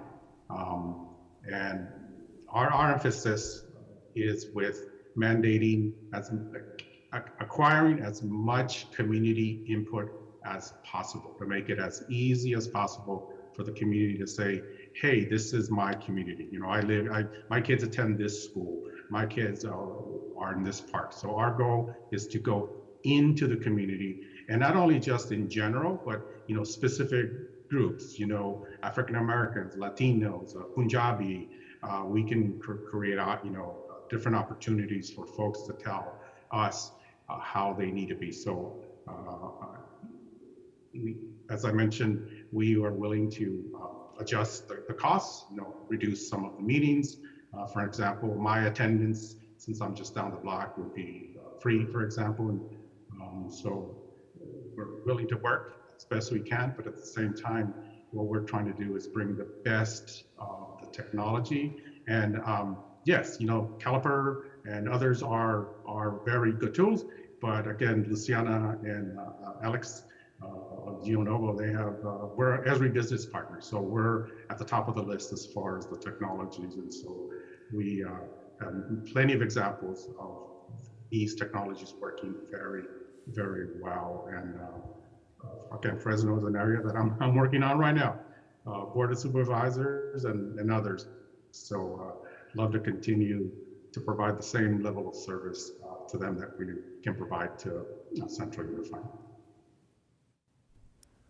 Thank you. I would just follow up on that question to say that the amounts that were provided to the board, again, are the base amounts that were provided. There's, I believe, flexibility with all 3 of these firms in terms of, you know, more or less meetings and what they provide. So that could be adjusted based on what the board is looking for.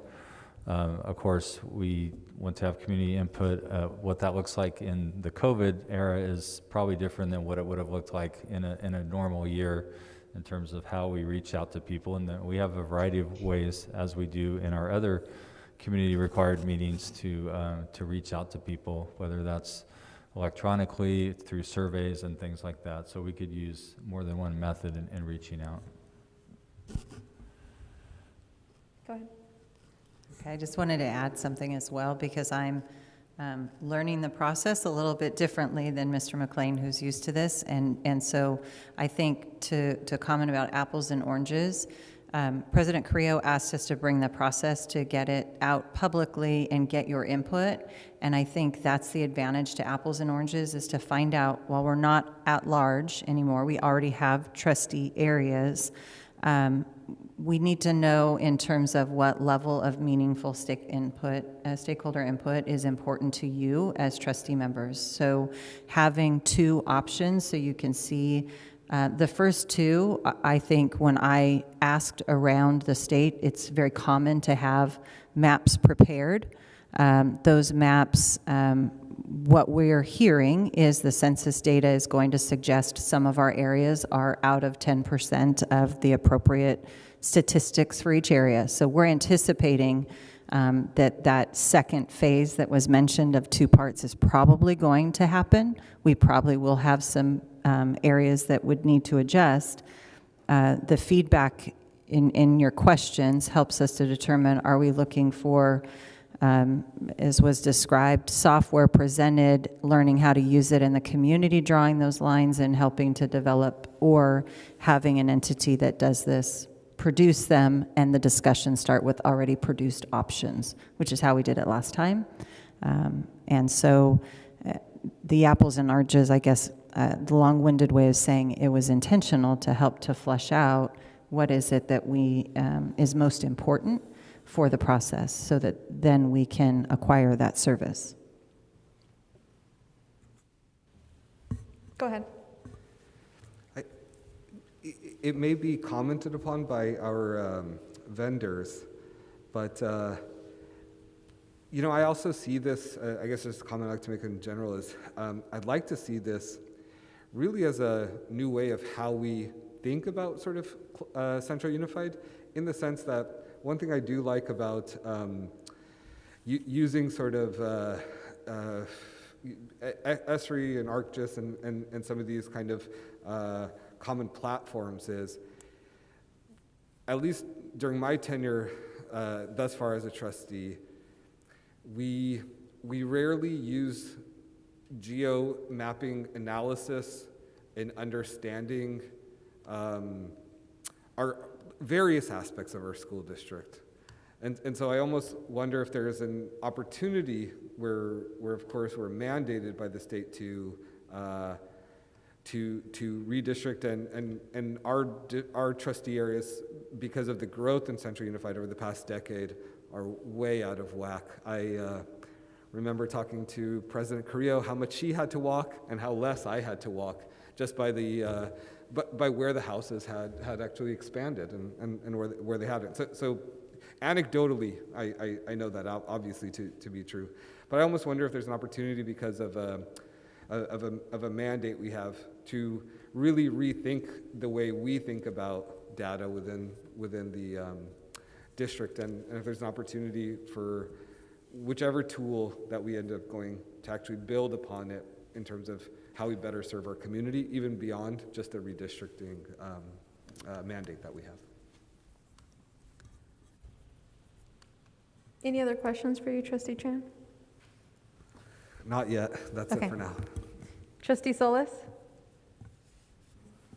Mr. McLean, when this item comes back to the board, can you ensure that all 3 bids meet the minimum requirements for state and county regs? Yes, again, we're following ed code, but the best practices are important to, I believe, to all 3 firms. But yes, I believe that all 3 of these firms are very capable. They have, all 3 have significant experience with doing this process in the past, and are doing multiple other school districts at the same time as well. Thank you. One of the comments I have in looking at the proposals, I know as a result of COVID, we've had to adjust. Our board meetings are now in person, and a lot of the community meetings we've been hosting for various funding sources have been mostly via Zoom. But I would like to ensure that the proposal at least incorporates the cost of one in-person meeting. I think it's important that we provide that to our community. We can reevaluate and determine based on the conditions and the situation of our community based on overwhelming our healthcare and current COVID rates. But I think we should at least offer that. I've heard a lot of comments about the current Zoom meetings that we've been hosting, and I have significant and grave concerns. And so I want to make sure that as we move forward with this process, I think we're all in agreement that community input is very important to us, and so we want to make sure that we provide the various avenues for them to participate. This item is for information, so if there are any other requests, that we want to provide to our administration and to our 3 current proposals for them to return and address so we can make a decision at the next board meeting, unless we think we need more than the next 2 weeks to evaluate. Okay, administration says we don't. What about the board? Next board meeting, have it return as action, and we can get answers to any of our remaining questions, address Trustee Solis, which many of us support, having more of an equal presentation. Any other questions? Well, thank you to our guests. We appreciate you joining us and answering our questions and being here so late. So thank you very much. This item will return for action at our next board meeting. Thank you very much for the opportunity. Thank you. Our next item is item 5, receive information regarding holding a public hearing and adopting Resolution 2122-14, making findings on energy savings and authorizing agreement to install energy efficient measures. Assistant Superintendent McLean and Mr. Martinez. Yes, thank you. And tonight we have a presentation for the board about a proposal to do an energy savings project. You recall we've done similar projects in terms of energy savings with our solar projects, and this falls along the same guidelines, but it is different, and we want to talk about that tonight. And so Mr. Chris Bristow is here tonight, and he's done work with the district in the past. Both Mr. Martinez and I are familiar with Mr. Bristow and his firm, and so I will be letting him lead the presentation. And again, this is just an information item tonight. We would propose to bring this back for action at the next board meeting, and a public hearing would be required at that time as well. So without further ado, I will plug in the presentation and let Mr. Bristow do his talking. Thank you, and good evening, President Carrillo, members of the board, Superintendent Davis, and staff. It's an honor to be here. The last time I was here was with former Superintendent Kelly Porterfield, who was my mentor for many years in this business and taught me school funding at Madera Unified, and then further taught me here at Central Unified when I was able to serve this district. Similar things to Assistant Superintendent McLean. They're both funding experts, and they both tell me to keep it brief. So I will attempt to do that for you tonight. Trustee Cervantes, can you hear me? Yes, sir. Okay, great. Thank you, sir. Then going to the first slide, if you will.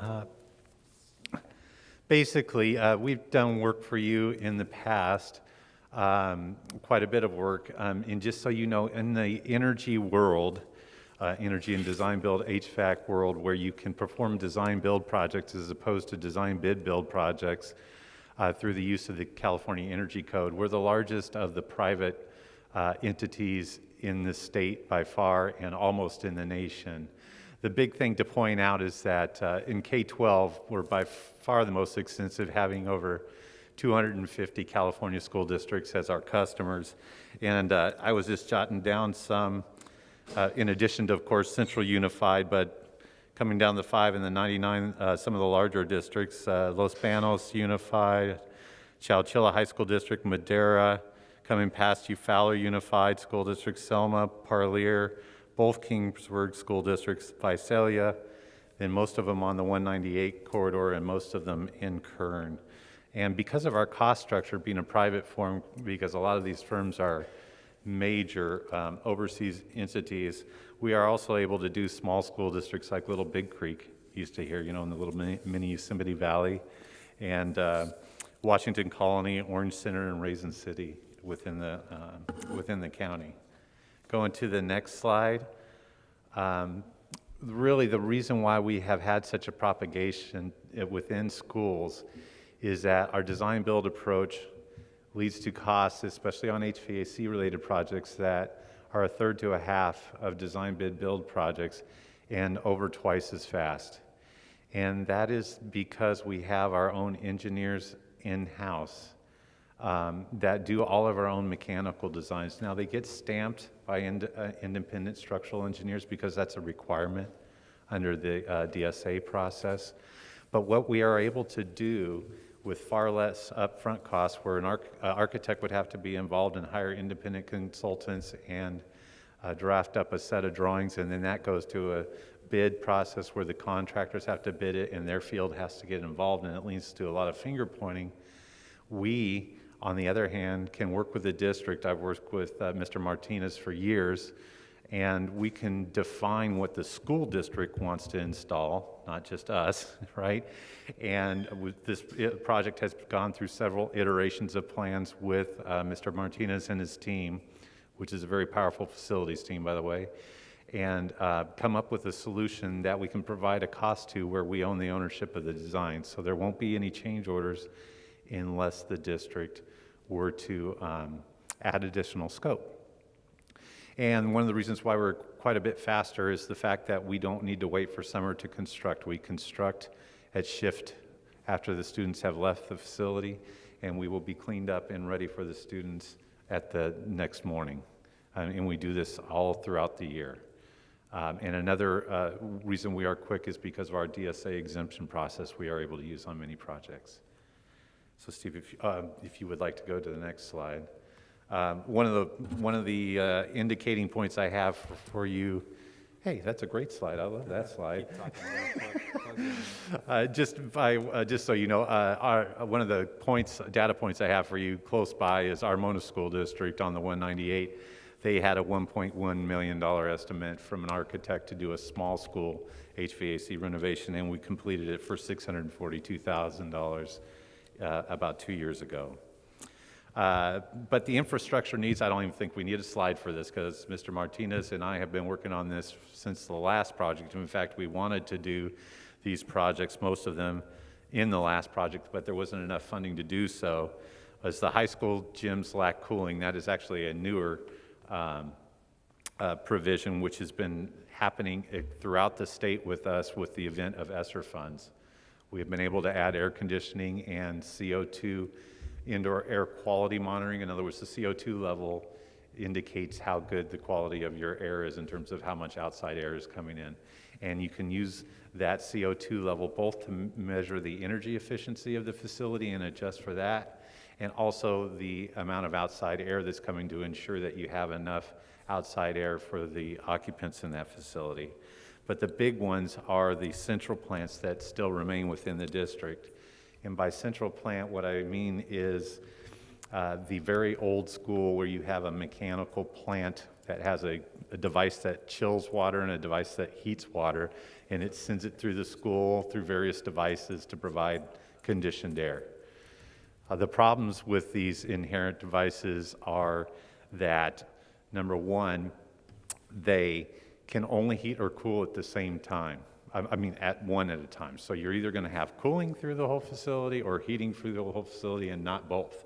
And those of us in the valley know that there are those transitional times in the year where that is not adequate, right? And then the other thing is that if one of these chillers or boilers goes down, the entire system is down for that school, right? Until that system can get fixed, which is very expensive to fix.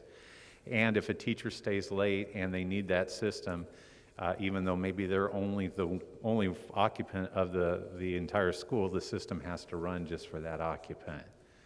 And then obviously yours are very, very old. At two of the sites, they're as old as the schools. So Joseph and his team have been doing a great job keeping them running, but they're getting pretty expensive to run. This picture here was at Madera Unified School District, actually, where we were able to land 56 systems on two schools in 2.5 hours on a Saturday, just by the way. We can go to the next one. And so our solution would be, one more click. Sure. Oh. I'm trying here. Is it locked now? Yeah, it is. Okay, well, it's close to this slide. The solution is to provide new heating and cooling systems for those gyms, right? So cooling will be introduced now. They will not be water sourced like these old central plants were. They will be refrigerant source systems that are modern. They'll have modern CO2 demand controls on them and CO2 monitoring to ensure both the IAQ and the energy provisions are met of the systems, and you will actually have cool gyms. And this is, once again, it's been a very popular, there we go, we're back to the slide, measure, especially given ESSER funding. I have a whole lot of gyms moving this way in the Central Valley currently. Then the other, obviously the big benefit for those central plants is they will go away, and we will put in an individual system into each classroom now that's refrigerant based, no longer worries about the water to run them. And if a system goes down within that classroom, only that classroom will be impacted. And a teacher could run their system late without having to worry about an entire plant being operated. And the big key too is that we will make sure that these are simple systems that any HVAC contractor can work on. It doesn't require specialized contracts with vendors that can have proprietary systems. Any vendor will be able to work on these. And then of course at the gyms, we're gonna do the same thing, but on a much larger scale. And then now, what's really nice is that the LED technology, this was not, it was available the last time that we did a project for this district, but it was certainly not reliable, nor were we convinced the light levels were going to be maintained. Now LED systems, as you know, have come a long way, have come down in cost a lot, and we can cut the lighting system energy usage in half within the interiors of the classrooms of the district. Okay, sorry. That worked. Just a little bit about our past with the district. In 2013, that was the last major project where we leveraged the first award for a large school district under Proposition 39 energy funding of $2.6 million from the CEC and a $6 million 0% interest funding mechanism, which we accessed 90% of that funding in the entire state. There was some hoops to go through to get that funding, but we're pretty good at going through those hoops. And the big deal there is with, given the same thing with Joseph, we went after the first, the most needy schools for central plant replacements, which were El Capitan, Madison, and McKinley, doing much the same that we'll be doing this time. And then we went with local wireless thermostats. I don't know if many of you have seen those in the classrooms with the backlit screens, the nice thermostats that the teachers like to use. And those are much less expensive than the old controls that were within the district that were proprietary and you had to use a certain vendor to maintain. And then probably the biggest thing we did is the picture of that chiller. That's at the Central High East Campus, which is where we are now, which will be your last central plant that you have in the district, but it's a monster and it would cost a whole lot to replace. So what happened is I got a call from Mr. Porterfield before we had a contract, by the way, who said, guess what, Chris, I need 2 chillers now. And so before contract, we were able to locate chillers somewhere in the United States, I forget, but Joseph would know this, but it was a matter of a couple of weeks we had those chillers over here and installed for the district. And then we replaced the controls within the campus to make it function as good as we possibly could.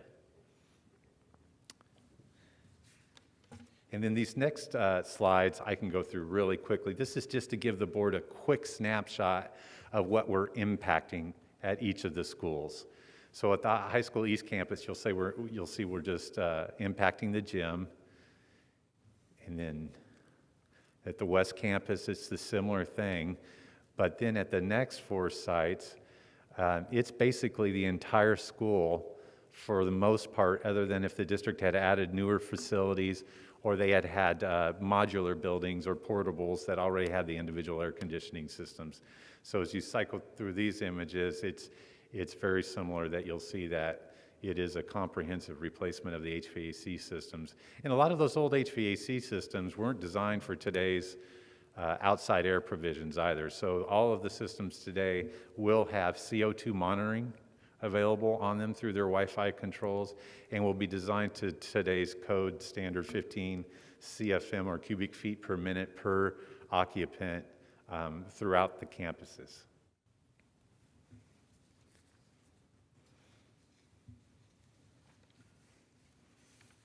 Did I keep it brief enough? So is there any questions for me or?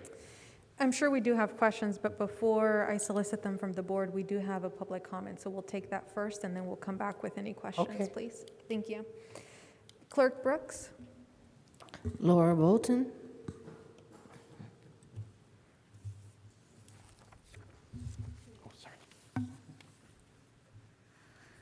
Okay, so I'm Laura Bolton, and I'm here both as a teacher at Soroyan, one of those sites, and parent of students who came through these elementary schools, 2 of them, who have experienced exactly what it's like to live with the HVAC systems that those schools have. In particular, a specific set of wings in Soroyan, Steinbeck, and Liddell. I've known about this problem for 12 years because that's how long I've either been teaching in those kinds of classrooms or my children have been actually educated inside of those kinds of classrooms. So like he said, it's all one system for the entire school, including these 6 classrooms at each of those 3 sites that are portables. They're metal. They're just portable buildings that were put in at the time that the schools were built. So the system is set that there's a single temperature that's pushed out for the entire campus. And that is not very comfortable for the people who are in those portables. It is consistently about 10 degrees different, to be very fair. It starts out about 50 degrees in the morning and can get up to 88 degrees in the afternoon, depending on whether the heater is running in the school or whether the AC is running in the school, and depending on what temperature is going on outside and how many bodies are in the room. It's incredibly difficult for kids to learn in that environment. Typically around the time of year when it starts to warm up is when state testing happens, which is really fabulous for getting kids to pay attention and focus and do their best when they're sweating and they cannot cool down. So I would strongly encourage you to approve this. This has been in need, honestly, probably since those classrooms were attached to that cooler at all of those campuses. But I really do, I want to point out that within just those 6 classrooms at those 3 campuses, thousands of children over the years and staff members have suffered at times because it is miserably cold and it is miserably hot. And there's not a whole lot of in between in parts of the day and parts of the year. So this is long overdue, and I'm super excited about it. And I want to know when can it start, because I've told some of the teachers that this was coming up for the board to look at, and they're really, really excited about it. So please, please approve this, please. Thank you. Any other comments? Thank you. Board discussion? Trustee Solis? Madam President, we have one more person. Oh, I'm by sorry. phone. We have Doug Durbin, a teacher. Do we have the timer on?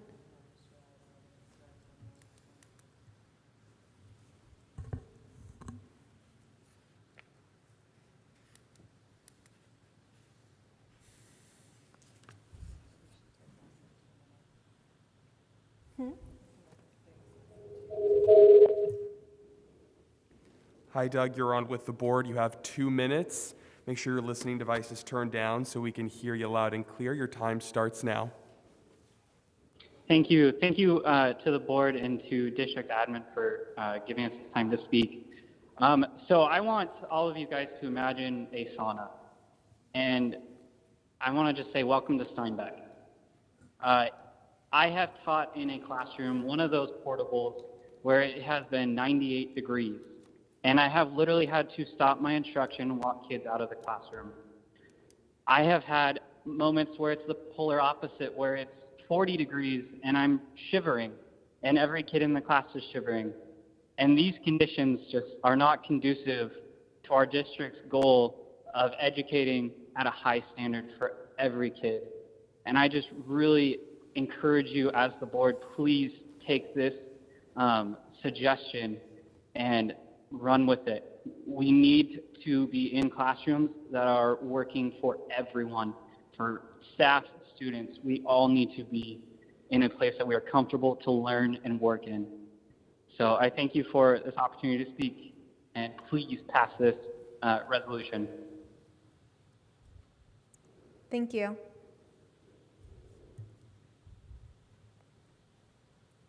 Any other comments? No other comments. Thank you.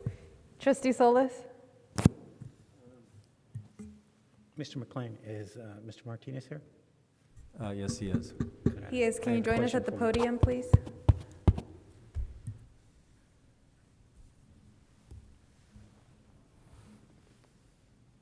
Sorry, I couldn't see him way back there. Good evening, sir. If this project goes through, we're going to be installing smaller heating and AC units to the classrooms and doing away with the big chillers. How are you going to be addressing the sterilization of?